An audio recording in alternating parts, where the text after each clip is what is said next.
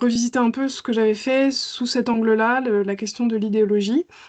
Donc je vais vous parler de mon livre en prenant les exemples les plus parlants en ce qui concerne la manière dont le Jardin botanique de Calcutta véhiculait une certaine forme d'idéologie coloniale à travers son espace, à travers ses productions et à travers l'histoire qui en était racontée. Je fais défiler, voilà. Là, vous voyez la slide suivante normalement. Euh, oui. Est-ce que Oui, ça a ça changé marche. de slide? Oui. Ok, super. Donc je vous ai mis la couverture de mon livre juste pour que vous voyez un peu aussi les bornes chronologiques. J'ai travaillé sur le jardin botanique de Calcutta à la fin du 19e siècle, à une époque où le Raj britannique, l'Empire britannique, était à son apogée. À l'apogée de sa puissance, c'était une période où on avait l'impression que l'Empire britannique ne cesserait de s'étendre et à l'époque, les gens n'imaginaient pas que l'Empire britannique allait disparaître un jour, ce qui a été le cas, évidemment. Et donc, moi, j'ai essayé de montrer comment ce jardin botanique à Calcutta, est devenu à cette époque-là une vitrine impériale, à bien des égards, qui portait, qui contribuait au discours colonial, et de manière à la fois symbolique et concrète. C'est-à-dire que l'idéologie coloniale était servie économiquement par les activités du jardin. Bon, ça, c'est une histoire qui est bien connue et que j'en parle également. Euh, la raison pour laquelle ça m'intéresse de parler de l'idéologie en particulier, c'est que la manière dont les jardins botaniques ont été abordés scientifiquement, l'histoire des jardins, souvent met l'accent sur leur dimension globale. Notamment depuis les années 2000 avec le courant d'histoire globale, la question des histoires connectées, l'accent mis sur les circulations, etc. Et c'est tout à fait justifié, puisque en effet, les jardins botaniques étaient des endroits où circulaient des plantes, des personnes, des objets scientifiques. Mais j'ai essayé de prendre un peu de distance avec cette focale, notamment parce que ce discours-là, ce discours des jardins botaniques comme des institutions globales, était justement le discours que cherchaient à mettre en avant les directeurs de ces jardins. Donc les acteurs historiques étudiés se disent globaux. Et je vais y revenir dans ma présentation. Et comment dire, une des découvertes, non pas des découvertes, mais enfin, un des points sur lesquels je voudrais insister, c'est que les activités des jardins botaniques, et notamment celui de Calcutta, étaient très locales également. Et j'ai essayé d'examiner les catégories des acteurs, que signifiait local et que signifiait global. Et en regardant ça, je me suis rendu compte que local était quelque chose de péjoratif, quasiment, alors que global ou mondial était quelque chose de global, était quelque chose de valorisé dans les catégories des acteurs. Juste pour vous donner un peu le cadre de ce que j'essaie de dire, et après je vais prendre des exemples un petit peu plus précis là-dessus. Donc, il y a une bibliographie conséquente. Je vous donne seulement quelques exemples sur l'histoire des jardins botaniques et la manière dont ils ont servi l'Empire. C'est une histoire qui est assez bien connue, hein, depuis l'ouvrage de Lucille Brockway en 1979, Science and Colonial Expansion, qui s'intéressait à Kew Gardens, hein. Ce livre est exclusivement sur Kew Gardens. Donc, quand elle dit British Royal Botanic Gardens, elle veut parler de Kew Gardens, le grand jardin botanique qui existe encore près de Londres, dans la banlieue ouest de Richmond. Kew, ça s'écrit K-E-W pour ceux qui ne connaîtraient pas. Je le dis parce que en fait, quand on ne connaît pas, ça fait bizarre d'entendre Kew. Euh, L'autre ouvrage qu'on peut mentionner, il figure d'ailleurs en bonne place dans la bibliothèque de Kew Gardens, c'est Gardens of Empire de Donald McCracken, qui réalise une sorte de panorama de ce qu'était, je suis désolée, on voit pas très bien j'ai pas trouvé une bonne photo de couverture, un panorama de tous les jardins botaniques de l'Empire britannique, qui étaient nombreux.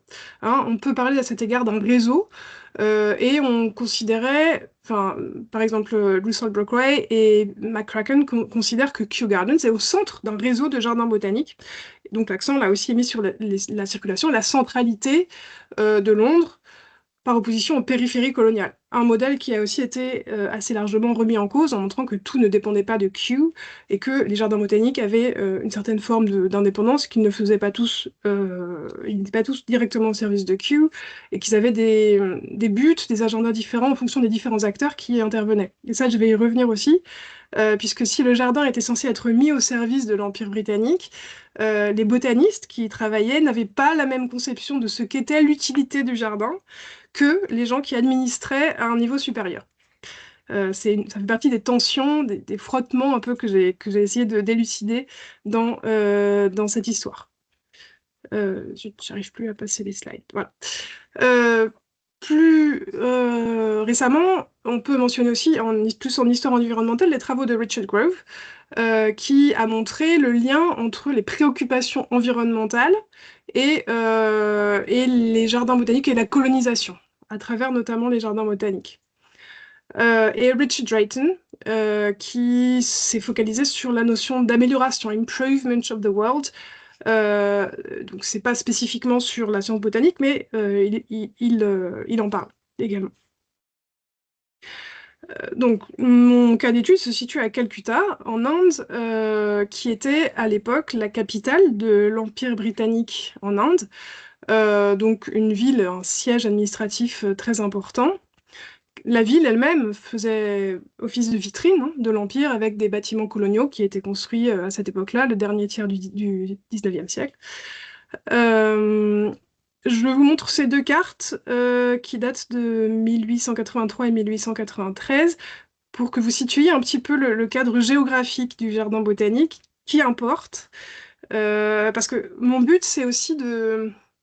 Quand je parle d'idéologie, j'essaie de montrer comment l'idéologie se traduit par des actes concrets et par l'espace. Donc comment l'idéologie, en quelque sorte, est inscrite dans l'espace. Et ça, pour faire ça, les jardins botaniques sont un lieu rêvé, un peu comme les musées, puisque l'espace est un discours. Et les cartes sont assez importantes à cet égard. Je vais vous en montrer une plus tard qui est particulièrement significative et intéressante. Là, c'est plutôt pour situer notamment par rapport à l'eau, puisque j'ai une de mes thématiques, c'est la question de l'eau et de comment s'exprime l'idéologie coloniale à travers le contrôle de l'eau. Je sais que là, j'annonce plein de choses, mais je vais être assez concise dans les parties. En fait, j'ai oublié de vous demander combien de temps je peux parler d'ailleurs. À peu près. Une trentaine de minutes. D'accord, ok. Non, c'est ça, ouais. Super. Voir un peu plus, parce que là, on est sur un format un petit peu différent. Donc, enfin, 40 minutes, ça sera bien. D'accord, ok. Entre 30 et 40 minutes. D'accord. Je suis désolée, j'aurais dû poser la question au début, mais je me suis lancée dans l'aventure un peu tête baissée. Voilà, donc vous voyez la proximité du jardin avec la rivière Hooghly, qui est l'un des bras du Gange, qui participe à former la mangrove que vous voyez, qui s'appelle les Sundarbans et qui est d'ailleurs la maison du fameux tigre du Bengale, pour l'anecdote. Donc si on zoome encore, c'est mon point d'entrée dans mon propos, on trouve un arbre. Donc cette photo est contemporaine, c'est moi qui l'ai prise. Peut-être que vous connaissez cet arbre, ou l'espèce de cet arbre, c'est un banyan. Banyan tree en anglais, Ficus bengalensis. On le voit pas, pardon, on le voit pas la photo. Ouais. Ah bon? Ah zut. Vous avez vu les cartes ou pas? Oui. Ah, et là vous voyez pas l'arbre. Maintenant, je le vois maintenant. Peut-être que c'est que moi, mais ça va. Merci. Ok. Non, vous avez raison, hein, interrompez-moi s'il y a un bug. Donc, c'est un banyan qui est devenu l'emblème du jardin botanique de Calcutta dès la fin du 19e siècle. Cet arbre ressemble à une forêt. Et au niveau de l'idéologie, c'est intéressant de se poser la question pourquoi cet arbre est devenu le symbole du jardin botanique, puisque notamment c'est un arbre qui est parasitique en Inde. D'ailleurs, dans pas mal de jardins botaniques, notamment celui de Cambridge au Royaume-Uni, il y avait un banyan qui a été supprimé parce qu'il prenait trop de place et qui finissait par envahir le reste. Et donc le fait que cet arbre soit devenu un symbole impérial est assez intéressant et quelque peu ironique. comment cet arbre en est-il venu à représenter le jardin? C'est ma première thématique. Donc, c'est en effet un spectacle végétal assez impressionnant. À l'époque, les visiteurs le comparaient à une cathédrale avec des piliers, une atmosphère presque religieuse. À cette époque, on pouvait librement aller et venir sous le banyan, ce qui n'est plus le cas, puisque vous avez vu, il y a une barrière, il a été en quelque sorte patrimonialisé. Sur cette carte dont je vais vous parler un peu plus loin, c'est le seul élément végétal qui apparaît sur la carte du jardin, qui fait partie d'un guide publié en 1890. Le banyan était gardé et c'est devenu l'emblème de la Botanical Survey of India créée dans les années 1890. Et cette image m'intéresse particulièrement puisque le banyan était en effet utilisé comme une image de ce que faisait l'Empire, mais dans son acception bonne, c'est-à-dire se développer. Voilà, se développer et participer à l'accroissement des richesses de l'Inde, puisque c'était ça le discours colonial. Et on retrouve ce discours dans les rapports annuels, dans la manière dont le jardin botanique de Calcutta a été créé également. C'était, soi-disant, pour sauver l'Inde de la famine, contribuer à réduire les famines, ce genre de choses, en développant des plantes utiles et en les disséminant. Euh, voilà, donc c'est pour ça que le Bagnon est un point d'entrée, notamment par cette affiche. Hein, on voit le jardin, le jardin de Calcutta, on s'en souvient pour la culture, le développement, l'utilisation et la distribution de toutes ces plantes utiles. Et ça m'amène à la question de la mémoire et de la manière dont elle est conservée dans le jardin même. Et aussi, du coup, qui concerne la manière dont moi j'ai écrit l'histoire de ce jardin. Puisque quand on arrive, donc moi j'ai été bien accueillie en tant que chercheuse dans le jardin botanique, il y a même une guest house dans laquelle j'ai pu habiter plusieurs semaines au total. Même si c'était un petit peu solitaire, c'était quand même une expérience assez passionnante. Et ça, c'est la salle où on m'a invité à faire des recherches, et j'y ai fait des recherches. Mais là où j'ai trouvé les choses les plus intéressantes, c'était en fait dans un autre bâtiment du jardin qui contenait des papiers qui avaient été jetés. Et je pense que je dois une bonne partie de l'intérêt de mon travail à ces papiers-là, qui m'ont permis d'écrire une sorte de micro-histoire du jardin, des choses apparemment anodines qui en fait permettent de montrer quelle micro-société le jardin était, et de mettre ça en parallèle avec la manière dont le jardin se représentait officiellement. Donc les images sont assez spectaculaires. Bon, j'ai pas tout lu, hein, évidemment. Maintenant, ils ont été détruits, je pense, ces papiers. Enfin, en tout cas, je les retrouve plus. Enfin, je les ai plus vus la dernière fois que j'y suis allée. Mais je les ai pris en photo, ce qui m'a permis enfin pas tous, mais ceux qui m'intéressaient le plus. Ce qui m'a permis d'écrire cette histoire du jardin un peu au ras du sol, et voilà, ce qui pose aussi la question de la mémoire, c'est-à-dire quelle mémoire a été officiellement conservée, c'est-à-dire transmise aux archives, parce que sur le jardin de Calcutta, on a des choses à Londres, on a pas mal de choses. On a les rapports annuels, on a les registres officiels du gouvernement du Bengale qui sont très utiles. Mais il y a aussi ces vieux papiers qui permettent d'avoir accès à des histoires beaucoup plus terre-à-terre, des batailles par exemple entre des visiteurs et des gardiens, des anecdotes concernant les travailleurs, ce genre de choses. Donc, j'ai pu de cette façon étudier la manière dont le jardin se représentait et aussi en fonction de ce qui se passait réellement dans le jardin. Et c'est intéressant de noter aussi que la conservation des papiers, évidemment, était un problème. Et même moi, enfin, j'ai pu voir comment ça s'appelle? Poissons d'argent, silverfish, qui creusent tant de galeries dans les papiers. Euh, donc, une des manières dont le discours historique était porté par le jardin, c'est celui de l'aménagement de l'espace. Donc, je reviens sur cette carte dont je vous ai montré la partie concernant le Bagnan un petit peu plus tôt. Je vous laisse juste quelques secondes pour la regarder, juste en vous donnant le contexte. C'est une carte qui fait partie d'un guide du jardin. Donc, guide pour les visiteurs. Guide to the Royal Botanic Gardens, Calcutta, écrit par son directeur, qui était alors George King, qui est resté longtemps directeur du jardin, qui l'a reconstruit après qu'il ait été détruit par des cyclones dans les années 1860. Et ça, c'est un peu le résultat de sa reconstruction. Et cette carte et ce guide, c'est un peu une sorte de, comment dire, description du résultat, explication du produit fini, quoi. même si le jardin est évidemment toujours en mouvement et il ne peut pas s'en défendre. Mais voilà, il y a vraiment une dimension d'exposition, d'explicitation de ce qu'a été la démarche du jardin. Donc, plusieurs choses peuvent venir à l'esprit en voyant cette carte. En fait, il y a beaucoup, beaucoup de choses à en dire. Je ne vais pas être trop longue, mais un des éléments intéressants, c'est que elle comporte très peu d'éléments végétaux pour une carte de jardin botanique. C'est-à-dire que ce qu'on voit principalement sur cette carte, ce sont des routes, des lacs et des bâtiments. Donc les zones qu'on voit entourées de petits traits, enfin multiples traits, ce sont des lacs, quelque chose qui ressemble à des formes arrondies là, ce sont des plans d'eau. Euh, les bâtiments sont souvent construits de manière à, comment dire, rappeler une certaine gloire architecturale coloniale, un peu dans le même style que le centre de Calcutta, qui a été construit à la même époque.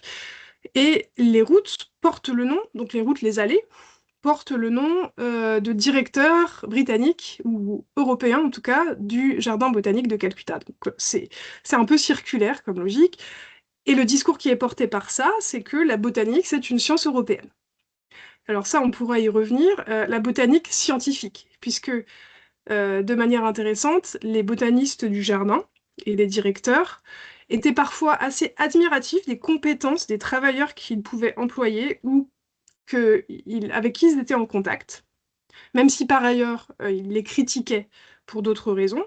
Mais en revanche, même si parfois ils étaient admiratifs de leurs compétences, ils ne leur reconnaissaient pas une qualité scientifique. Ils ne reconnaissaient pas de qualité scientifique à leur discours.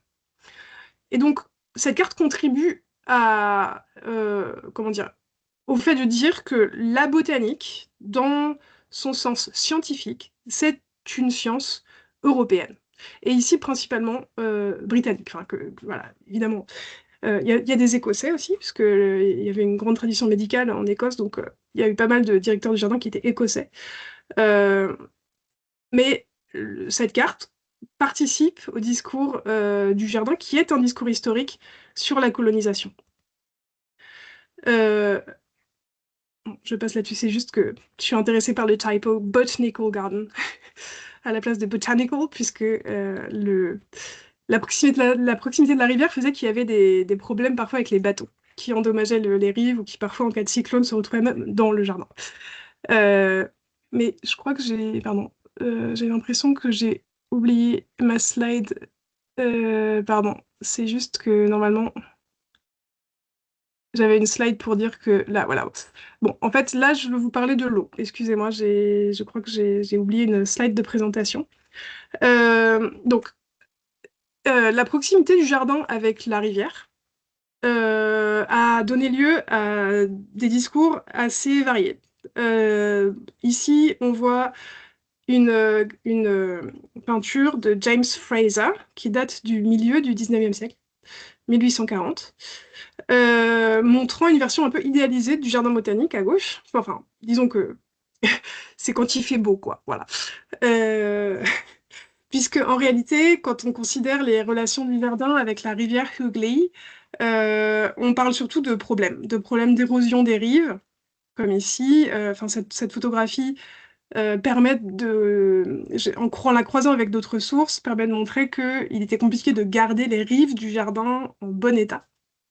Et donc les briques entourées de grillages servaient à renforcer les rives. On pourra revenir sur ces photographies éventuellement qui sont intéressantes. J'ai assez peu de métadonnées sur elles, mais elles sont quand même intéressantes. Il y a d'autres choses qu'on voit qui peuvent être commentées également.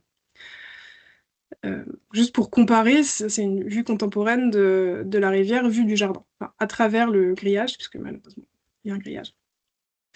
Et on voit dans le jardin des traces d'un dispositif assez élaboré de traitement de l'eau. Enfin, pas de traitement de l'eau, mais comment dire, déplacement de l'eau, gestion de l'eau au sein du jardin. Et dans les rapports annuels, une large place est consacrée au plan d'eau, à la manière dont l'eau est gérée, dont l'eau stagnante est redirigée vers des plans d'eau mieux gérés, etc.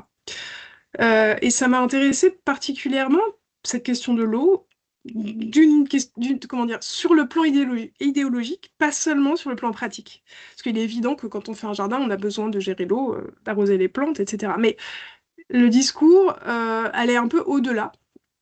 Si on le met en perspective, je veux dire, avec le discours des autorités coloniales en général, notamment à Calcutta, même dans la manière dont Calcutta a été assaini au XIXe siècle, enfin, assaini, disons, c'était comme ça qu'ils disaient, sanitization, par les autorités britanniques au XIXe siècle, en montrant que le contrôle de l'eau, c'était le contrôle du territoire. On ne peut pas contrôler un territoire colonial en milieu subtropical sans contrôler l'eau. Et j'en ai trouvé des parallèles aussi pour le cas français. C'est un peu plus tardif, mais dans un almanach de 1912, comment on colonise avec la pompe Le Maire. Ça m'a amusé de tomber sur ça, parce que c'était un parallèle assez direct avec ce sur quoi je travaillais. Et ça, je l'ai trouvé pas à la bibliothèque, mais chez quelqu'un, enfin, juste en consultant l'almanach, je me suis rendu compte que la pompe, c'était un instrument colonial, en fait. Et donc c'est intéressant d'en trouver encore aujourd'hui dans le jardin. Euh, Aussi parce que les lacs, c'était une partie de la représentation du jardin comme espace agréable. L'eau est transformée d'éléments dangereux qui abritent des moustiques, etc. Et des miasmes. Enfin, à l'époque, on ne connaissait pas comment les moustiques se reproduisaient, mais on savait qu'il y avait un lien quand même entre l'eau stagnante et le paludisme, hein, ce qu'on appelait la malaria à l'époque. Euh, Donc voilà, le contrôle de l'eau était affiché par le fait que sur les lacs, on peut se déplacer en bateau, par exemple. Il y avait des petits bateaux, etc. Ou que les lacs abritent des oiseaux qu'on fait venir spécialement. Voilà. Tout ça pour dire que ce côté très concret du contrôle de l'eau, avec ces dispositifs de pompe, etc., rejoint un dispositif idéologique également. Voilà, donc en fait, ma partie 3 c'était l'eau. Et ma quatrième partie, c'est la question dont je vous parlais un peu en introduction, se montrer global. Donc, euh, parce que quand on veut faire de l'histoire dite globale, c'est-à-dire de l'histoire qui ne se limite pas à celle d'un pays, qui envisage la circulation des choses et des idées entre différentes traditions de pensée, différentes zones géographiques, les jardins botaniques sont un bon point d'entrée. Et ça a été très bien montré. Notamment au niveau des spécimens. Donc c'est pour ça que je vous ai mis cette photographie d'employés du jardin qui montent, c'est le terme, des spécimens de plantes séchées sur des feuilles. Les spécimens de plantes sont des objets scientifiques assez intéressants pour plusieurs raisons. Parce qu'ils sont fragiles, parce qu'il faut du poison pour les conserver, en tout cas à l'époque, et, enfin, c'est encore le cas, c'est pas le même poison, mais du poison, c'est-à-dire des substances qui empêchent les insectes de désirer ces objets. Euh, Ils sont donc fragiles, c'est-à-dire que leur scientificité, leur caractère scientifique peut très bien disparaître d'un moment à l'autre s'il manque une information, si quelque chose se perd, si la plante n'est pas bien conservée, si l'humidité revient. Bref, voilà, ça c'est un sujet un petit peu à part, mais ça fait partie des choses qui voyageaient. Donc les spécimens étaient envoyés, ils revenaient, et ils étaient consultés aussi. Ils étaient faits pour être vus par des voyageurs. Donc soit ils voyageaient, soit ils étaient vus par des personnes qui transitaient. Puisque l'intérêt d'un spécimen, c'est la comparaison, notamment, et la définition d'une référence. Donc, dans les activités du jardin, cette activité-là était très mise en valeur par les botanistes, puisque pour les botanistes, leur objectif scientifique, c'était la production de spécimens, c'est-à-dire ce qu'ils appelaient la découverte d'espèces et la description de nouvelles espèces. Donc ça, c'était un peu le Graal pour leur carrière une fois qu'ils revenaient au Royaume-Uni. Publier de nouvelles espèces, les décrire, les découvrir. Bien souvent, c'était pas eux directement qui allaient les cueillir. Euh, Voilà. Alors que pour l'administration, le rôle principal du jardin, c'était de contribuer à l'économie coloniale. C'est-à-dire, par exemple, d'expliquer pourquoi la récolte de thé n'avait pas bien fonctionné, pourquoi l'opium dégénérait à tel endroit, pourquoi la pomme de terre n'était plus de bonne qualité à Darjeeling, etc. Ce qu'on appelait la botanique économique. Et il y avait une tension à ce niveau-là, entre ce que les botanistes souhaitaient faire, eux, pour ce qu'ils appelaient la science, et ce que le gouvernement colonial leur demandait de faire. Voilà, une problématique qui n'est pas étrangère enfin, voilà, à pas mal de cas de personnes qui font de la recherche, en fait, enfin, même aujourd'hui. Même si on ne nous demande pas forcément de contribuer économiquement à quelque chose, mais il y a quand même cette tension-là que j'ai retrouvée dans les archives, ainsi que de manière intéressante le fait que les botanistes qui enseignaient dans une école de botanique à Calcutta avaient trop de copies à corriger. Ça aussi, j'ai trouvé ça assez croustillant. Se plaignaient en tout cas d'avoir trop de copies à corriger. Les graines aussi voyageaient, donc pour disséminer des espèces, les graines, c'est un élément intéressant puisque ça voyage assez facilement, même si c'est fragile aussi. Je renvoie aux travaux de Thérèse Bru à cet égard, qui a étudié la circulation de données botaniques et elle prend les graines comme une sorte de support de données. C'est assez intéressant. Mais, donc voilà, on peut facilement mettre l'accent sur les grands voyages de ce que les jardins botaniques produisent. Sauf que quand on regarde un petit peu de plus près où les plantes étaient reçues et envoyées, pardon, je vais boire un petit peu d'eau,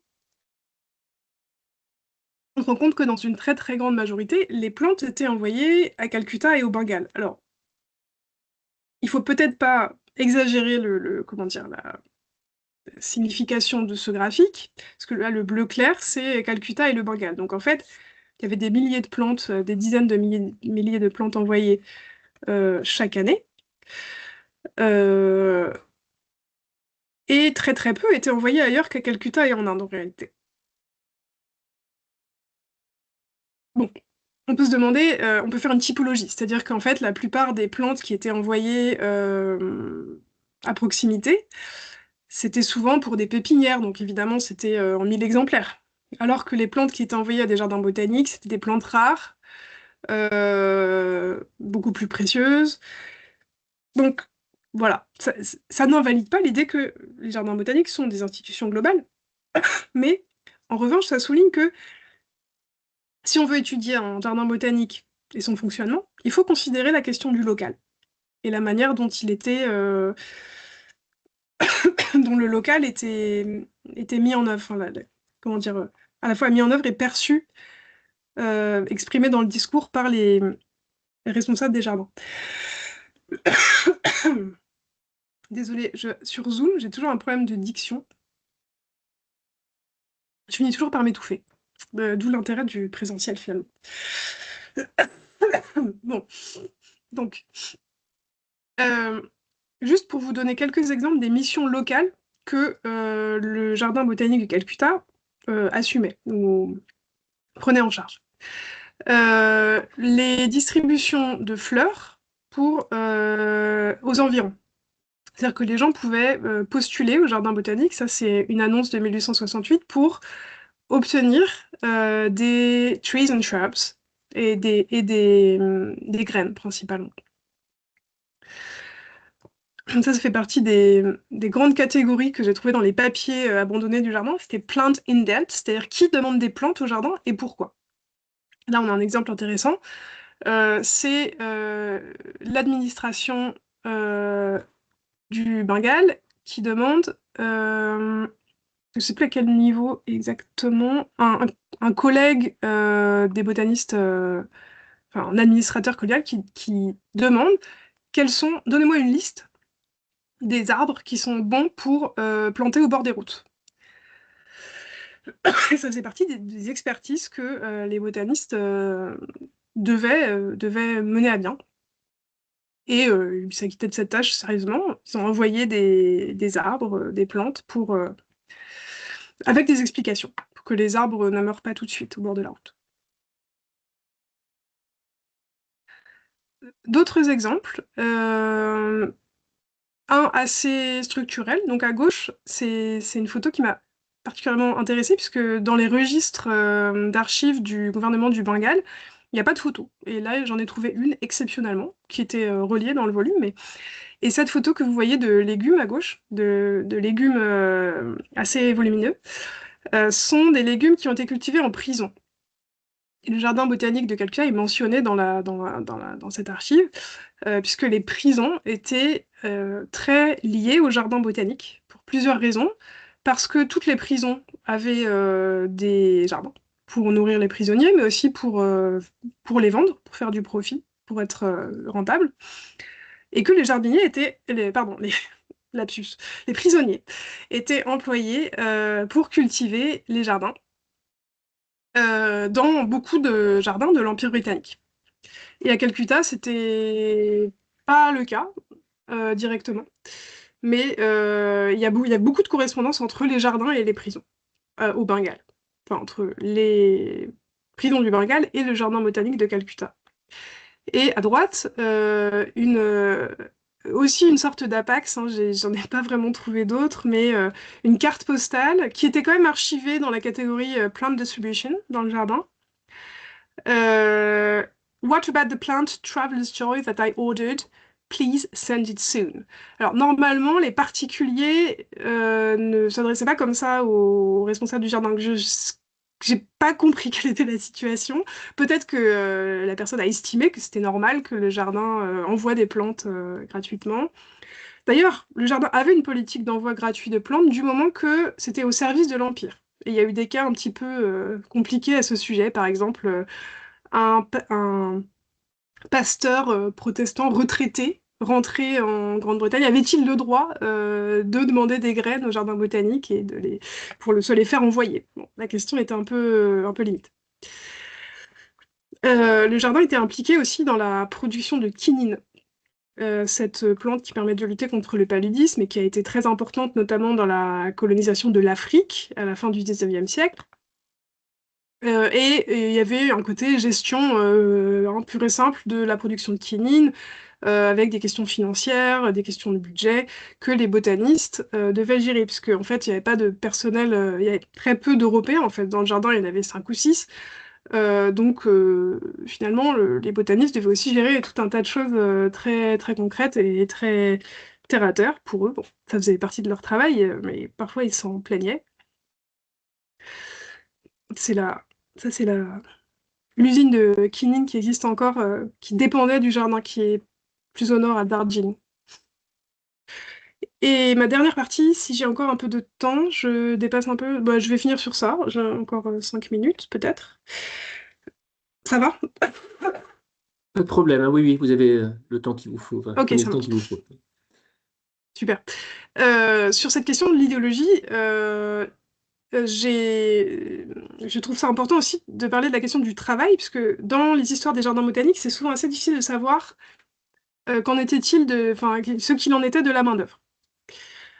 Et dans les papiers du jardin, j'ai trouvé un certain nombre d'éléments. Alors, c'est pas complet, il y a pas mal de trous, mais qui permettent voilà, d'envisager ce qu'était le fonctionnement du travail dans ce grand jardin botanique qui était celui de Calcutta. Et ce qui est particulièrement frappant, c'est que pour cette question du travail, il y a des choses qu'on montre et des choses qu'on cache. Là encore, j'ai assez peu de métadonnées sur cette photographie, donc je fais des hypothèses, hein, il n'y a pas de légende.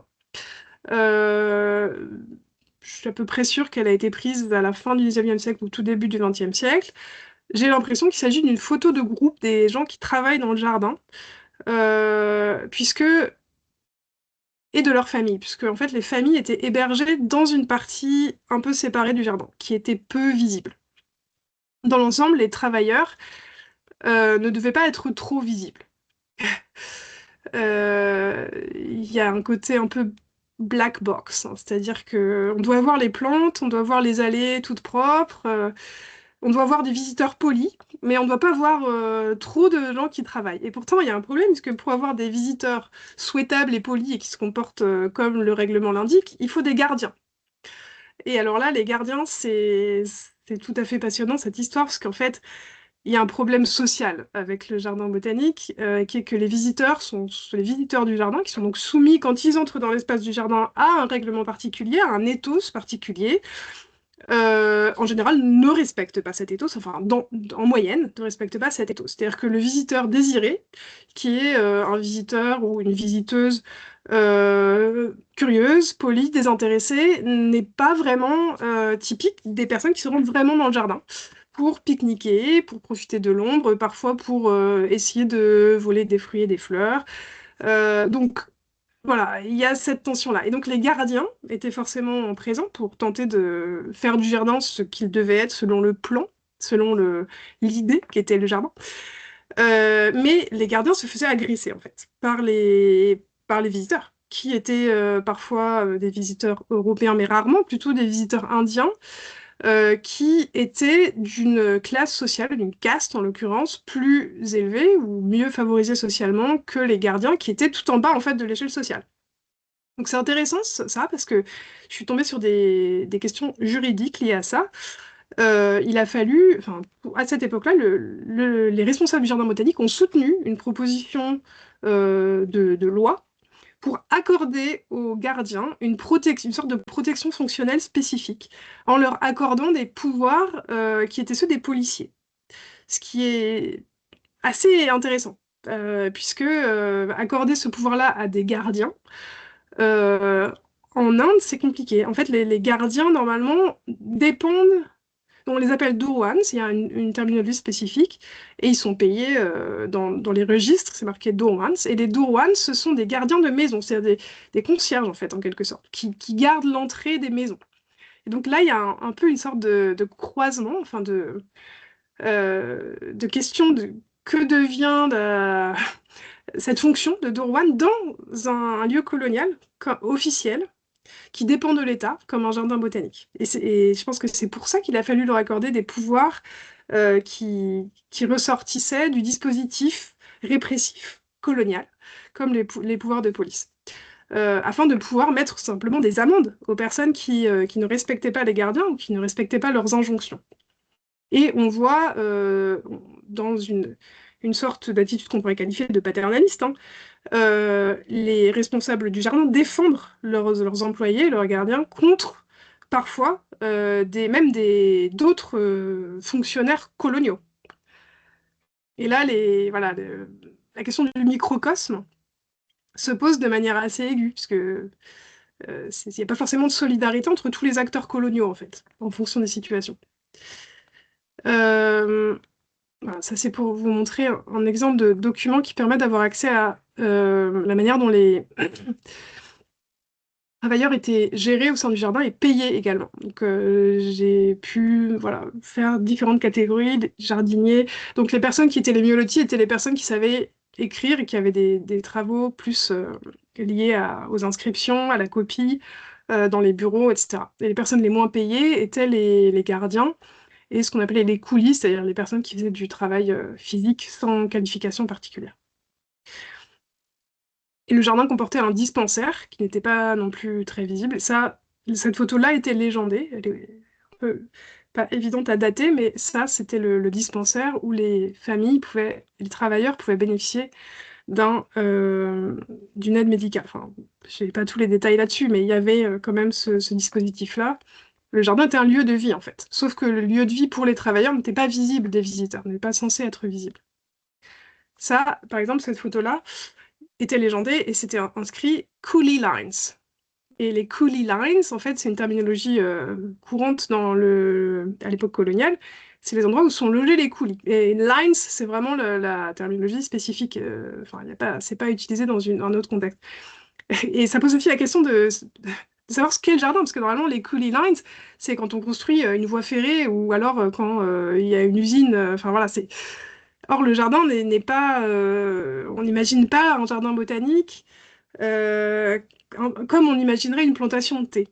Or, à certains égards, en fait, c'était le cas.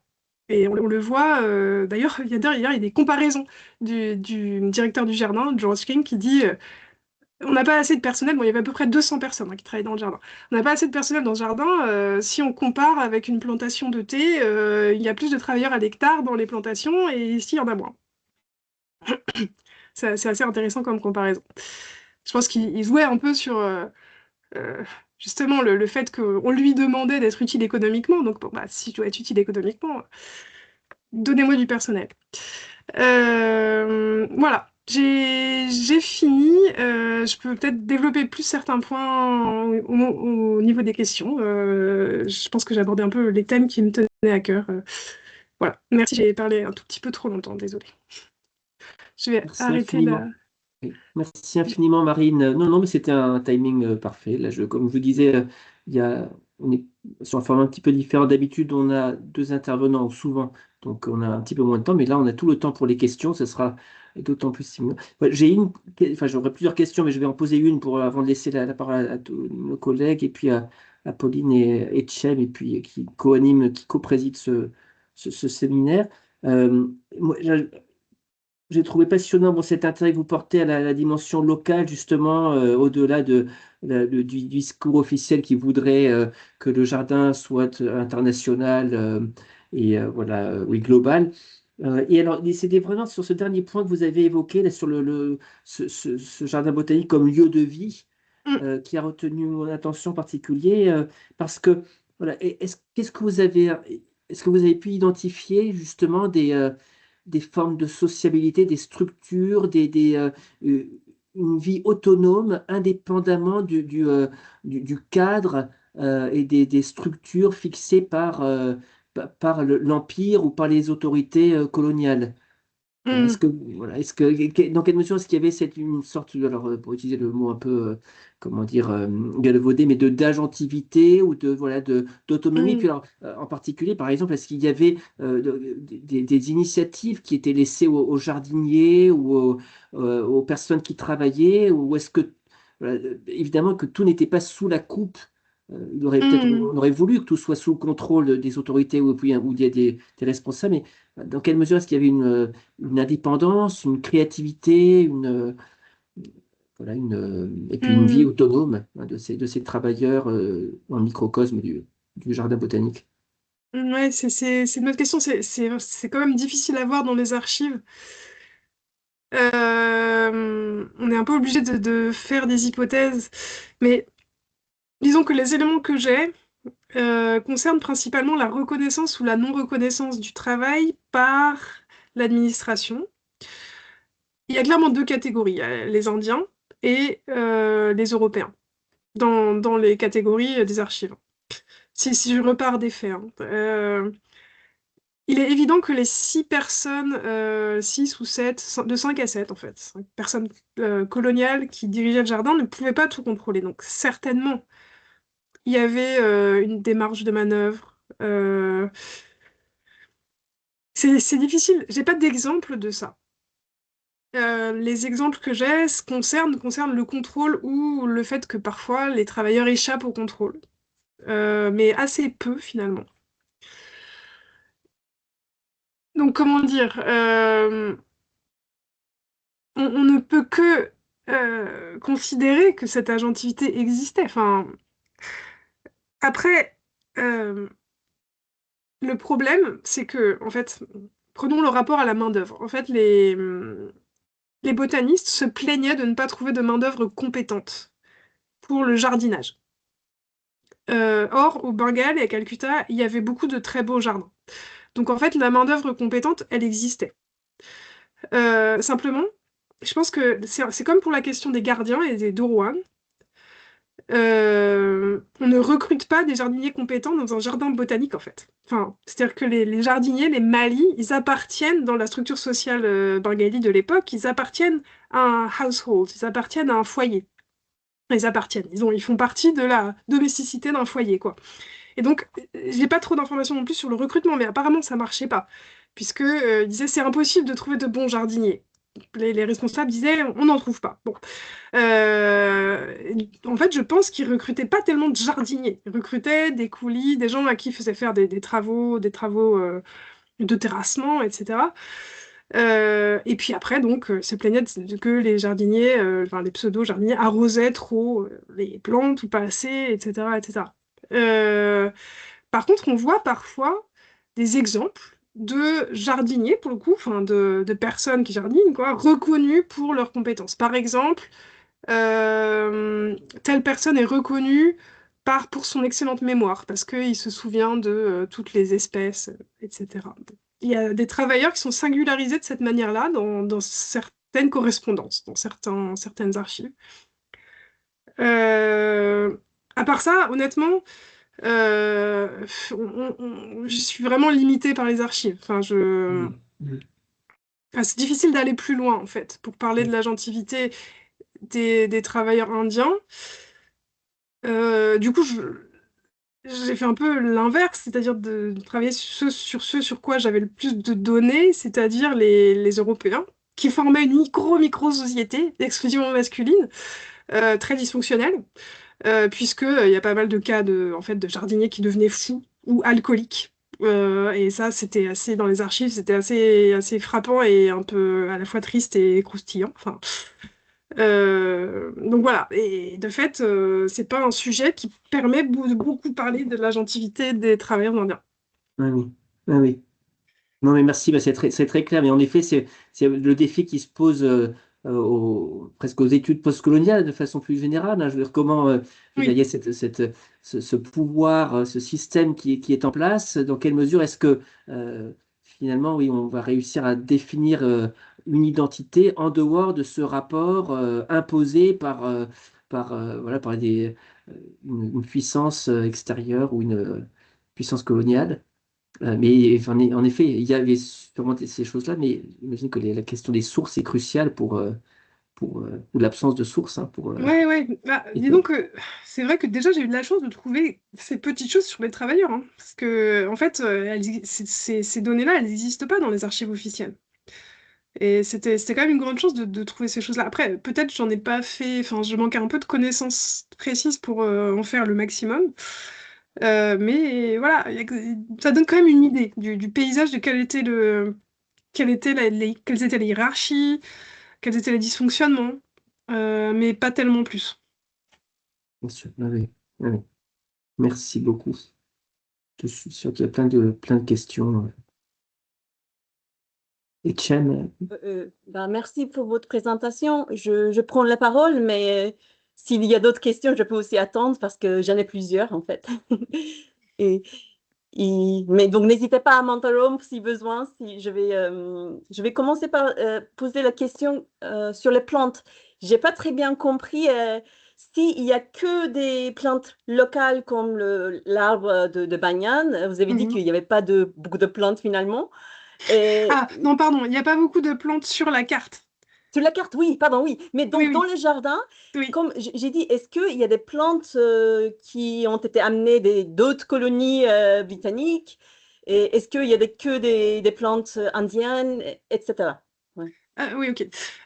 Il y en avait, oui, il y avait des plantes de partout, et c'était comme ça que le jardin se définissait, justement. C'est-à-dire Ouais, que, ouais. d'ailleurs, au début, à la fin du XVIIIe siècle, quand le jardin a été créé, il y a eu des tentatives d'introduire divers arbres fruitiers, des pommiers, des poiriers, etc. La plupart ont échoué. Enfin, d'ailleurs, quand on considère les tentatives d'introduction, l'échec, c'est plutôt la norme. Mais Ouais. il y avait des arbres de partout. Il y avait des baobabs, et puis même le thé, hein, que le jardin a contribué à introduire. C'était du thé de Chine qui a été ramené en Inde par l'intermédiaire de Robert Fortune notamment. Et Mm. d'ailleurs, dans l'histoire que le jardin raconte, on a l'impression que c'est le jardin botanique de Calcutta qui a introduit le thé en Inde. Et cette histoire enfin voilà, il y avait plein d'autres acteurs en fait, notamment des Ouais. industriels qui finançaient les plantations de thé. Et donc moi je trouve que cette histoire n'est pas très convaincante en fait, que c'est le jardin botanique de Calcutta qui a introduit le thé en Inde. Bon. Ouais. Enfin, c'est une histoire à nuancer. Mais oui, oui, l'idée, c'était de pouvoir voir des plantes de différentes colonies, des arbres, bah, il y a des palmiers royaux. euh, à l'époque, enfin, j'ai écrit, il y a un certain temps, j'ai des exemples de plantes en tête, là, ils ne me viennent plus trop à l'esprit. C'est Mais pas grave, de toute façon, comment dire, comment dire, je pense pas on connaît pas les mots latins de tout ça, mais oui, oui. ouais. Mais justement, c'est pour ça que c'est pour ça que le Bagnan est intéressant. C'est parce que Ouais. justement, le jardin se targue, enfin les responsables du jardin se targuent d'introduire, voilà, d'en faire un lieu global en fait. C'est pour ça que c'est une vitrine de l'Empire aussi, parce qu'il y a des plantes de partout. parce qu'on arrive ou on n'arrive pas à les introduire et à les disséminer.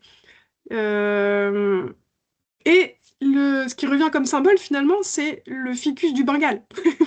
C'est assez intéressant, quoi. C'est paradoxal. Donc, j'ai une autre question, si, bon, sauf si quelqu'un m'interrompt. En fait, j'ai l'impression, bah, je vais juste spéculer comme ça, mais j'ai l'impression que le jardin botanique lui-même, c'est comme une société écran, finalement. Euh, disons parce qu'en fait, on a quand même tendance à penser que ce qui est important dans l'Empire, à Bengale, tout ça, avec, comment on dit, historiquement, où il y a eu beaucoup de famines, tout ça, en fait. Et c'est l'économie botanique coloniale qui est importante, Mm. les grains, etc. Et donc, j'imagine qu'il y a beaucoup de régulations bah, concernant l'exploitation, bon, bon, l'importation et l'exploitation des grains, dont l'Inde peut-être, mais bien sûr avec d'autres pays. Et Mm. ça m'a fait, comment dire, finalement, la question que je vais poser, c'est pas très exact, mais j'ai l'impression, je ne suis pas très persuadée par la direction du jardin, en fait. Mais c'est-à-dire que, en effet, quand on lit les archives des jardins botaniques et les rapports annuels des jardiniers, en fait, on entre dans un monde où on a l'impression que la botanique, c'est les jardins botaniques et que l'économie dépendait des jardins botaniques. Et c'est faux. Enfin, en réalité, quand on regarde les archives un peu plus largement, les personnes qui ont du pouvoir, c'est les conglomérats industriels qui financent, qui font de l'import-export. Euh, Ça s'appelle des managing agencies, qui ont plusieurs filières, qui s'occupent du transport par bateau, qui font du commerce avec la Chine, etc. Et en fait, ce sont ces grands industriels qui tirent les ficelles. Et le jardin botanique est en contact avec ces personnes. Et c'est un des éléments du dispositif de drain colonial. Mais il est difficile d'évaluer précisément l'importance de ces institutions dans dans l'économie. Enfin, on n'a pas de données chiffrées. Il y a pas de, c'est difficile de faire de l'histoire quantitative là-dessus. Donc, il est tout à fait possible que l'importance de ces jardins ait été exagérée, par exemple par Richard Drayton.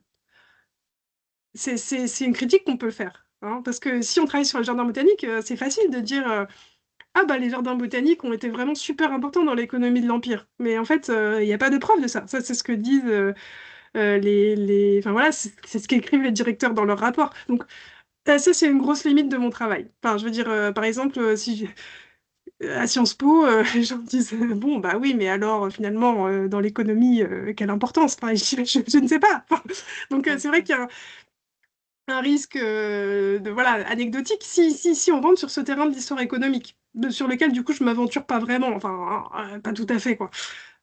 Par contre, sur le terrain de l'histoire des savoirs, bon voilà, là on a des données un petit peu plus concrètes sur qu'est-ce qui était appelé science, qu'est-ce qui n'était pas appelé science, Ouais, quels savoirs sont valorisés, quels sont les savoirs tacites, les savoirs explicites. Là, bon, là je suis un peu plus sur mon terrain, quoi. ouais. Mais du coup, j'ai une autre question. En fait, Oui. justement, en fait, vous avez parlé des chercheurs, bah, botanistes européens qui viennent chercher et qui font des découvertes, disons, des plantes, des spécimens.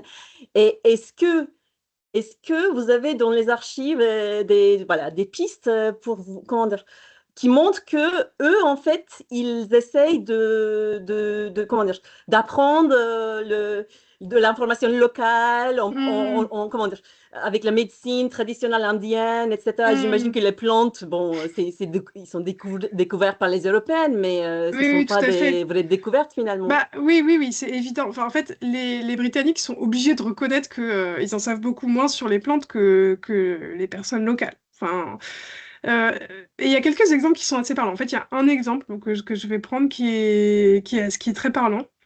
Dans les années 1890, David Crane, un des plus importants botanistes du jardin, réalise une étude sur la demande du gouvernement sur le chanvre, ganja. Donc, y compris le cannabis, du coup. À la fois parce que le chanvre, en fait, c'est une plante qui permet de faire des fibres et de faire du cannabis. Et il y a un volet sur la culture. Il y a plein de choses intéressantes dans cette étude qui fait une dizaine de pages, mais c'est assez passionnant. Il dit pour la culture du cannabis, en fait, je ne sais pas si vous êtes familier de ces questions, mais pour avoir de la résine de cannabis, il faut supprimer, peut-être, j'espère que j'inverse pas, mais il faut seulement des mâles ou seulement des femelles. Je sais plus, je pense qu'il faut supprimer les mâles, un truc comme ça. Je pense que les bons, ce sont les femelles. Voilà, c'est ça, voilà. Et il faut pas qu'il y ait de mâle. Parce que sinon, s'il y a un mâle, après, il fleurit et puis ça féconde et ça marche plus. Donc, il y a une ethnie au nord du Bengale qui cultive du cannabis. Et David Prame dit, en fait, ils sont super forts. Ils arrivent à supprimer les mâles avant qu'il y ait des fleurs. Je sais pas comment ils font, dit-il. J'ai aucune idée. Ils sont vraiment balèzes. Mais par contre, ils n'ont rien compris parce qu'ils confondent les mâles et les femelles. Voilà, en fait, c'est assez typique. Parce que il dit, bah, ils savent faire très bien, quelque chose que moi, je ne sais pas faire, empiriquement. Mais par contre, au niveau de la connaissance, ils ont tort. Ils n'ont pas la science. Ils n'ont pas compris. Donc c'est ça qu'il écrit dans son rapport. Et ça me semble assez typique de la relation au local, puisque évidemment, on est obligé de reconnaître des savoirs qui sont des savoirs pratiques sur lesquels on se repose. Enfin, les administrateurs étaient obligés de se reposer sur les savoirs pratiques des personnes du lieu pour aller chercher les plantes, pour les guider dans la forêt, etc. Enfin, c'est évident. Mais par contre, à la fin, cette reconnaissance, elle s'arrêtait à la notion de science. C'est ça qui est intéressant. Et il ne faut pas imaginer que les administrateurs britanniques dénigraient tous les travailleurs indiens. C'est faux. Parfois, ils les louaient et ils les portaient au nu. Enfin, mais évidemment, sans les payer et sans leur reconnaître une capacité de raisonnement scientifique. Voilà, peut-être, enfin, je m'arrête à cet exemple. Ah oui, peut-être juste dans ce rapport-là, juste pour l'anecdote, il dit, parce que du coup, David Prame, le botaniste, en parlant du cannabis, euh, parle un peu des effets du cannabis. Puisqu'il y a un peu ce cliché que les Indiens fument du cannabis et qu'ils sont moins productifs je veux dire, à l'époque coloniale.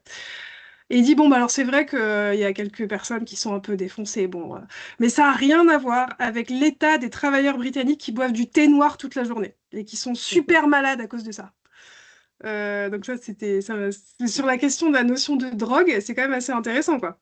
Parce que voilà, il explique non mais en fait ils boivent du thé noir et ils sont complètement anémiés, ils n'ont plus aucune énergie, c'est bien pire que le cannabis, quoi. J'adore ce rapport. Mm. Merci beaucoup. Est-ce qu'on a d'autres questions? Pauline, ouais. Quelqu'un d'autre? Oui, bonjour, bonjour à tous et bonjour Marine, ou rebonjour. Euh, En fait, moi, je vais poser une question qui risque de rebondir un peu sur des questions précédentes, mais j'ai apprécié les photos que tu nous as montrées tout au fil de ta présentation. Et il y a quand même un certain nombre de photos où on pouvait voir des autochtones, des Indiens, figurer sur les photos. La première photo que j'ai remarquée, c'est celle où ils ont l'air de collecter des plantes ou même voir dessiner des plantes ou procéder peut-être à la constitution d'herbiers. Donc, je me posais la question de savoir où tu avais trouvé ces photos, si elles faisaient partie de ces archives, enfin, ces archives qui avaient été mises de côté, si tu avais des hypothèses sur ce pourquoi elles avaient été prises, en fait. Est-ce que ce Hmm. sont des photos qui sont prises par les administrateurs du jardin?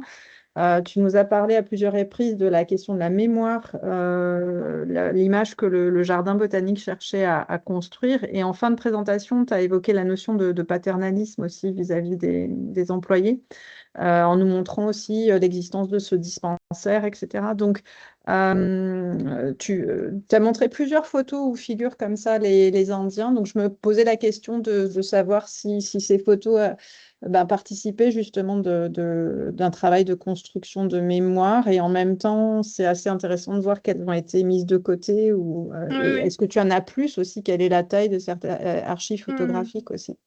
Ok, merci. Oui, oui, bah, c'est vrai que j'ai principalement des hypothèses. En fait, ces photos-là, elles étaient conservées avec les archives. Elles n'étaient pas dans les choses abandonnées. Et en fait, dans le bâtiment de recherche du jardin de Calcutta, il y a une partie bibliothèque. Et à côté, il y a une partie qui s'appelle Type Section. J'ai compris après qu'en fait, c'était pour les type specimens. Specimens. Donc c'est une salle climatisée pour conserver les documents précieux. Et en fait, les photos, elles étaient là-dedans. Elles n'étaient pas cataloguées, par contre. Donc moi, à l'époque, j'étais comme ça, un petit peu... J'ai fouillé un peu, quoi. Je sais pas, je pense que je le referai pas maintenant, en fait. Mais je suis pas complètement à l'aise, en fait. Je veux dire, j'ai un peu regardé ici, là, ouvert divers placards, bon, alors que, voilà. Et j'ai vu qu'il y avait des registres. Alors j'ai demandé quand même, hein. J'ai dit, oh, bah, il y a des registres, est-ce que je peux les regarder? Et c'était des registres de photos. Et il y en avait, je dirais peut-être 200, quelque chose comme ça. Il y avait beaucoup de photos du jardin avec des allées, c'est difficile de savoir. En fait, elles n'étaient pas toutes de la même époque. Elles étaient entre les années 1890, je pense, et les années 1940, à mon avis, certaines.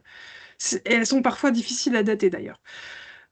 Pour certaines, c'est facile, enfin, c'est plus facile que d'autres en fonction de certains signes, certains détails, etc. Et certaines avaient des dates, par contre. Donc ça m'a permis quand même de situer un petit peu.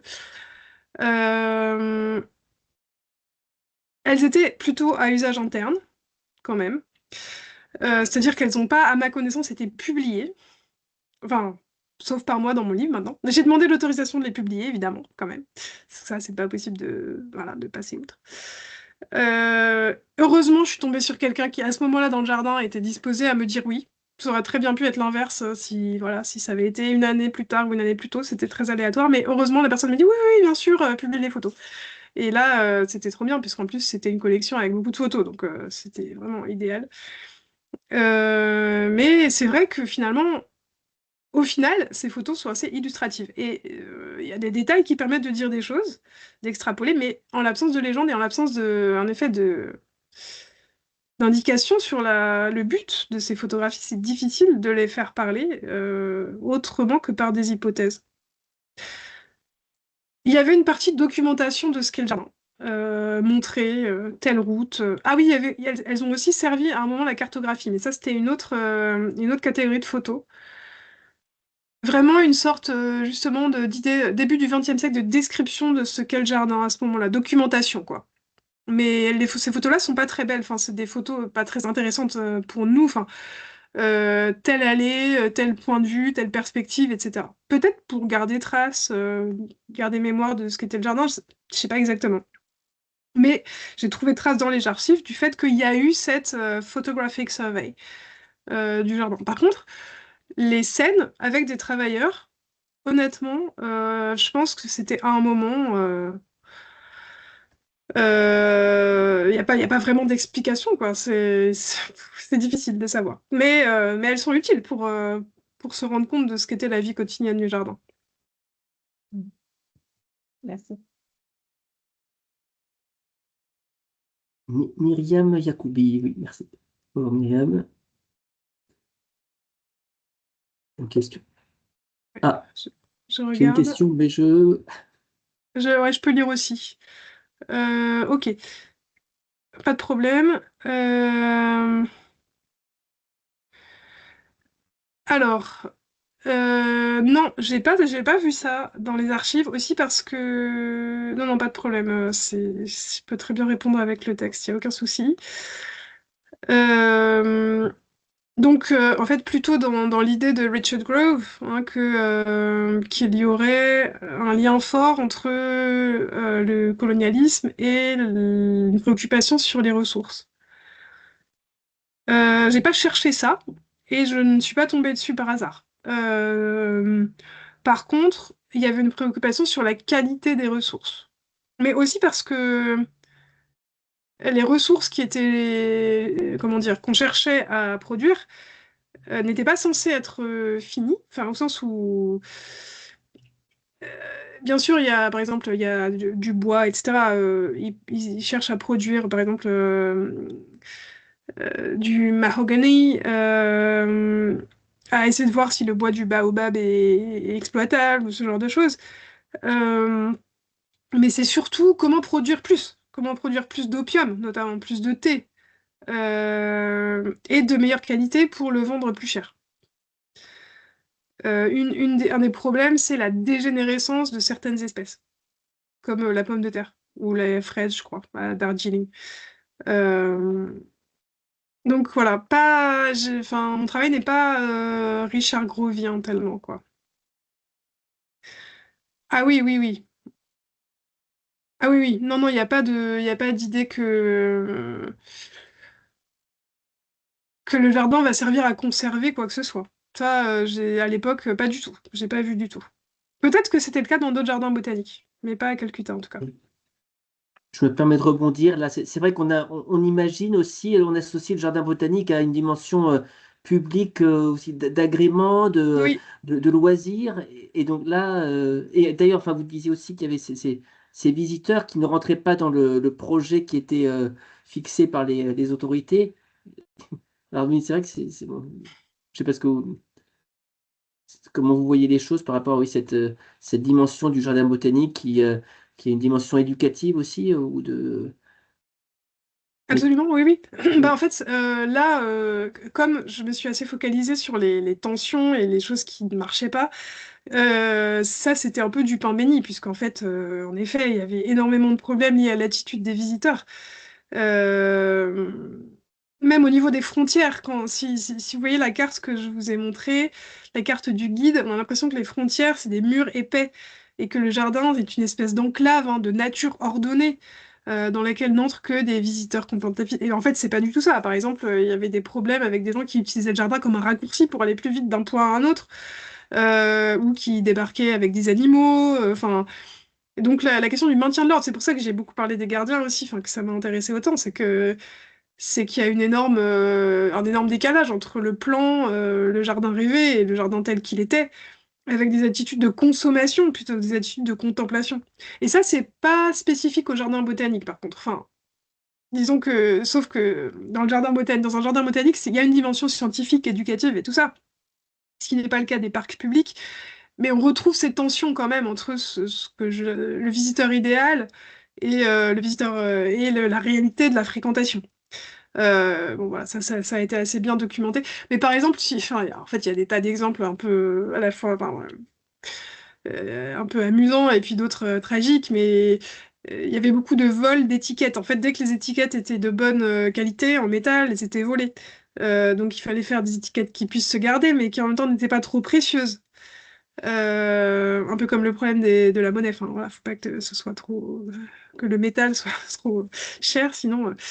Euh, Aussi, bah, le fait qu'il y avait des rixes entre des personnes qui s'alcoolisaient, ou bien des militaires en permission qui viennent s'entraîner avec une carabine à blanc, mais qui blessent un garçon indien, et là le directeur intervient pour l'emmener à l'hôpital, ce genre de choses. Des choses qui montrent que voilà, la réalité de la vie dans le jardin était loin de l'idéal d'un lieu public d'éducation, quoi, promu par le gouvernement. Mais ça, c'est pas spécifique. Disons que une des questions qu'on peut poser, c'est est-ce que c'est spécifiquement colonial, ça? Et la réponse est en partie seulement, quoi. Parce que, en fait, dans tous les jardins, même en métropole, les jardins botaniques sont confrontés à ces problématiques-là. Mm. Enfin, en métropole, je veux dire, dans les pays européens, quoi. Ouais. Merci beaucoup. Souya Saïd?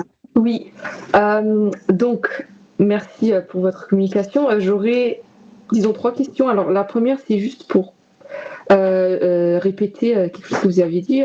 Donc, vous avez mentionné que le jardin avait notamment des missions locaux qui consistaient à la distribution de fleurs, mais j'ai pas pu noter des fleurs à distribuer à où exactement. Ok.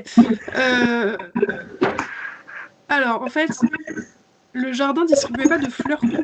Ça, je l'ai lu, puisqu'évidemment, il y avait des gens dans les hôpitaux qui demandaient est-ce que vous pourriez m'envoyer des fleurs, s'il vous plaît? Et en fait, non, ça ne marchait pas. Il y avait la société horticole d'Inde qui était basée à Calcutta et qui correspondait beaucoup avec le jardin pour fleurir les jardins des particuliers, en fait. Mais contrairement à d'autres jardins botaniques, celui de Calcutta ne faisait pas de recettes de plantes. C'est-à-dire ne vendait pas les plantes.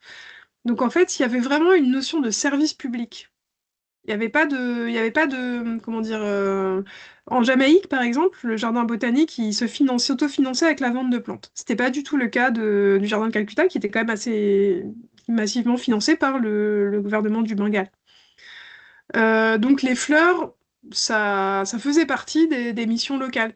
Par exemple, fleurir la maison du gouverneur. Voilà, ça fait partie des missions.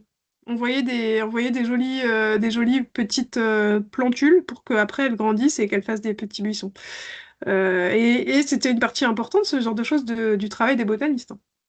Donc il y avait la nurserie, d'où étaient envoyées des fleurs, donc pas que des fleurs, hein, des arbres, des plantes utiles et des graines, évidemment.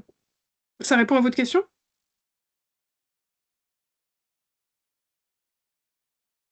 Oui, merci. D'accord. Mais en fait, j'aurais 2 questions encore, si vous avez le temps, bien sûr. Moi, j'ai le temps. Ok. Donc, vous aviez mentionné que les directeurs ne reconnaissaient pas la qualité scientifique donc des personnes qui faisaient ce travail scientifique. Donc, ces personnes-là, c'est bien les travailleurs indiens ou c'est, on va dire, des scientifiques européens? Bah, en fait, une très grande partie du travail qui était fait dans le jardin était fait par les Indiens. Le travail qui était fait, enfin, du travail concret, quoi. Mettre les plantes dans les pots, transporter les plantes. J'ai pas le détail de toutes les opérations. Les Européens présents dans le jardin, les Britanniques principalement, définissent leur travail comme un travail de direction et de supervision. Euh, Bon, voilà, si les tâches exécutées par les Indiens sont seulement exécutives, c'est difficile de dire que c'était des tâches qui présentaient de la scientificité telle que la définissaient les Britanniques, évidemment. Et c'est difficile d'évaluer le degré de savoir pratique, le degré de savoir théorique de ces personnes qui contribuaient. Là encore, il n'y a pas de choses dans les archives là-dessus. Euh, Voilà, les exemples que j'ai trouvés, que j'ai mentionnés, permettent de dire. Moi, je me suis un peu inspirée de Lorraine Daston aussi, avec la distinction qu'elle fait entre les savoirs qui sont explicitables et ceux qui sont incorporés. Donc, en fait, les administrateurs britanniques, donc l'article auquel je pense, ça s'appelle Scientificity with and without words. Et ça m'a paru très parlant par rapport au cas que j'étudiais. Puisqu'en gros, quand David Crane parle des lepchas qui sont super forts pour déterminer les mâles en cannabis sans avoir vu les fleurs, ils savent le faire, mais ils ne savent pas le dire. Voilà, et ça, c'est très intéressant, puisque la science est définie comme la possibilité d'expliciter un savoir qui devient alors reproductible, partageable, etc. Peut-être que les lepchas, ils voulaient pas trop dire non plus, hein. Enfin, voilà. Oui, c'est effectivement entièrement possible. Et en fait, moi, je voulais aussi vous demander, donc ces directeurs-là, donc en nommant, disons, si j'ai bien noté, c'était les routes, oui, les noms avec donc ces routes-là avec leur propre nom à eux. Oui. Vous aviez mentionné qu'ils contribuaient à l'image que la botanique est une science européenne, donc plus précisément britannique. Et donc, effectivement, ils sont en train de contribuer, on va dire, à l'impérialisme britannique. Mais je me demandais si au final, ils contribuaient aussi, ou si cet acte servait aussi, on va dire, à sacraliser leur propre nom, donc un intérêt privé à eux. Oui, bien sûr. Oui, bah, en fait, disons que en général, ils donnaient pas leur propre nom. Il y a quand même une limite. Mais en fait, c'est intéressant parce que les botanistes donnaient leur propre nom à des plantes. Hein, ça, c'est quand même important.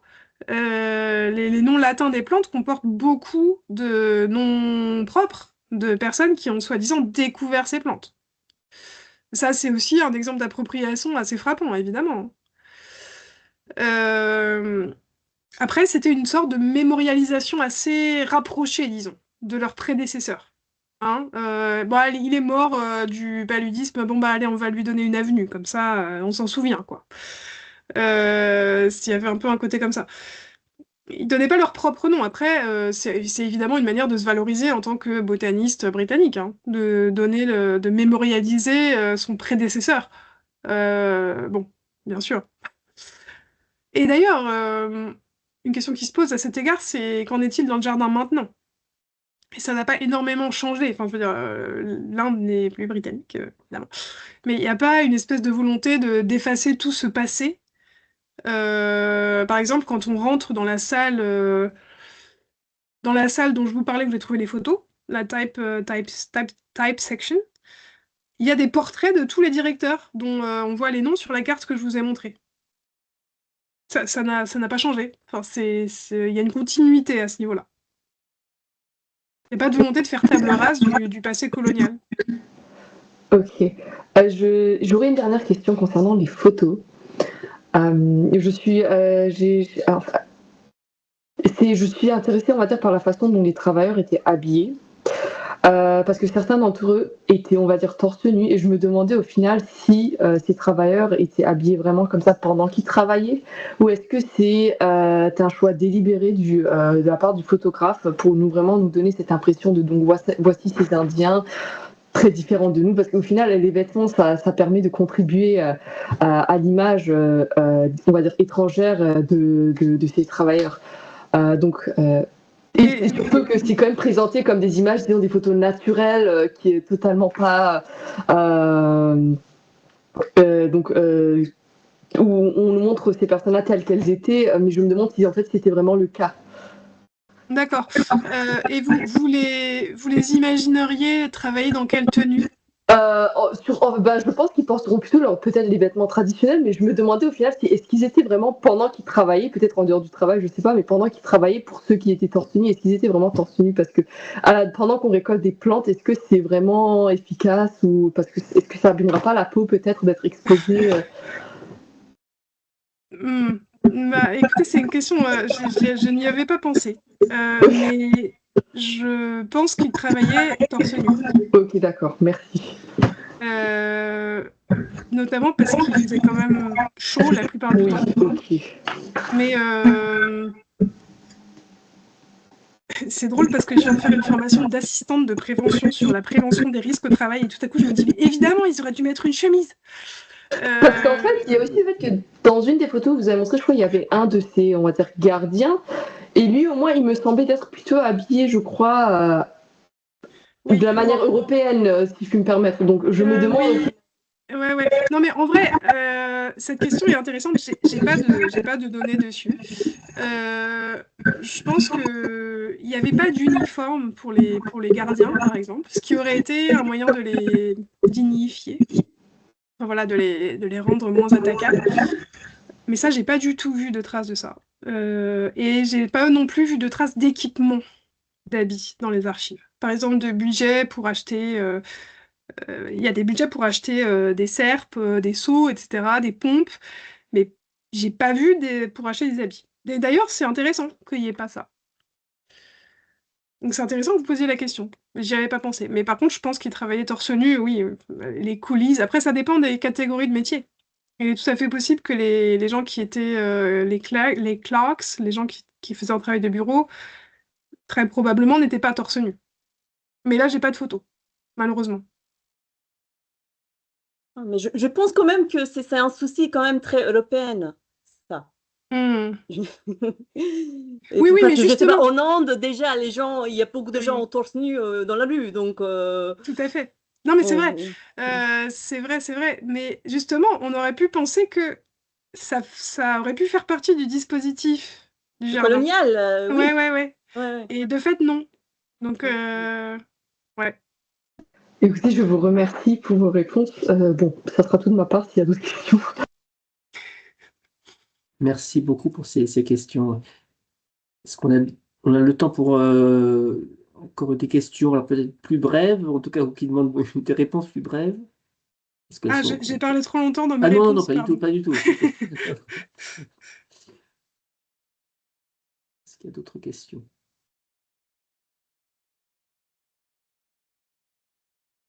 Bon.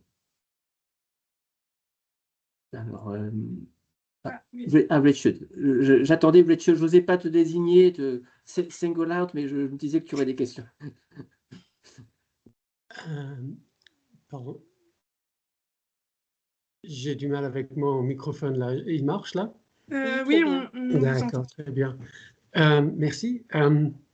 Non, j'avais juste une question un petit peu à côté. Hein, peut-être que c'est pas pertinent.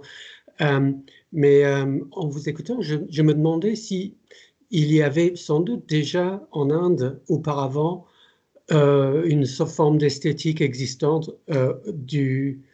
du jardin en tant qu'espace semi-privé-public déjà lié aux élites, je ne sais pas moi, des tels Maharajas, etc., que peut-être que le jardin en tant que tel, pas forcément un jardin botanique, hein, mais un jardin comme un espace agencé qui dit quelque chose sur l'État, sur la société qui vit dans cet espace, existait déjà, qui préexistait les Britanniques, qui eux ont clairement ça. En Grande-Bretagne, le jardin est un espace très important dans la construction d'une identité. Et si c'est le cas, est-ce qu'il y a eu une forme d'hybridation entre ces deux esthétiques-là et comment est-ce que ça a fonctionné si c'est le cas? Ok. Alors, oui, il y a une grande tradition des jardins en Inde, notamment les jardins moghols. Donc, c'est frappant de voir qu'il n'y a aucune référence à ça dans les archives que moi j'ai trouvées. Notamment parce que on est après la révolte des Sepoys, on n'est plus à l'époque de l'orientalisme et il n'y a pas du tout l'idée qu'on va reprendre ou métisser ou mentionner quoi que ce soit. Il s'est passé sous silence en fait. Après, une des raisons, c'est que il y a beaucoup de missions qui incombent aux botanistes dans ce jardin colonial. Voilà, économique, scientifique, etc. Donc, le côté paysagiste, il est présent dans leur discours, mais ils n'ont pas l'air du tout de connaître les traditions indiennes. Et ça rejoint ce que je disais sur le fait qu'ils se plaignent qu'il n'y ait pas de travailleurs qualifiés en jardinage. Ça leur vient pas à l'esprit je veux dire, de voir qu'en fait, il y a dans les grands palais bengalis, il y a des énormes jardins magnifiques. Ben non, ils n'en parlent pas. Et ça n'existe pas pour eux. Donc du coup, moi non plus, je me suis pas focalisée là-dessus, même si c'est un sujet intéressant, mais puisque bon voilà, je suis quand même un peu entrée dans le tunnel de leur monde à eux. Mais c'est tout à fait important de dire, et je le dis d'ailleurs à un moment dans le livre, que justement, ça n'existe pas pour eux. Alors même qu'il y en avait des très beaux jardins. Il y a à ce sujet, je sais pas si vous connaissez le livre de Sujit Sivasundaram sur le jardin à Ceylan. Voilà, parce que là, il y a un cas de récupération, de changement d'un lieu, changement de fonction d'un lieu qui était un jardin, etc. Alors que le jardin de Calcutta, il a été créé ex nihilo par la East India Company. Un peu comme la ville de Calcutta d'ailleurs, hein. Enfin, je veux dire, la ville de Calcutta, c'était pas une grande ville avant l'arrivée des Britanniques. Ça a vraiment accompagné l'expansion coloniale. Donc ce cas est pas forcément généralisable hein, non plus. Mais il y a quand même une tendance à cette époque-là, à la fin du XIXe siècle, on n'est plus du tout dans l'orientalisme. Hein. Ils apprennent plus le persan, ils connaissent pas les langues indiennes. Enfin, voilà. D'ailleurs, c'est peut-être moins intéressant à cette époque-là, au niveau si on s'intéresse au métissage, au contact culturel, etc. On est mis au XVIIIe. Hein.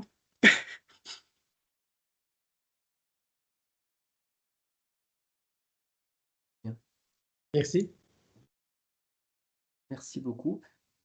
Il nous reste à vous remercier très vivement, Marine, pour cette magnifique présentation. C'était passionnant. Et puis, on a eu la chance d'avoir ces échanges aussi très riches après. Hein, donc, comme quoi Merci beaucoup. Je suis désolée de ne pas vous rencontrer en vrai. Je sais que c'est pas la même chose, mais j'espère qu'on aura des occasions à d'autres moments. Très certainement, très certainement. Merci de m'avoir invité et merci beaucoup. pour vos questions. C'était très stimulant comme échange et ça m'a fait plaisir de répondre à vos questions et d'échanger. Merci. Marine. À bientôt alors. À bientôt. Au revoir. À Au bientôt. revoir. Au revoir. Merci beaucoup. Au revoir. Au revoir. Ah, Stéphane, tu es là toujours? Ah oui. Donc, on a un autre dans 3 semaines, c'est ça? Presque. Oui, c'est bientôt. Hein. Alors, attends, je vais couper l'enregistrement. Ah oui. Attends. Je l'ai fait. Ah, tu as pu le couper? Oui.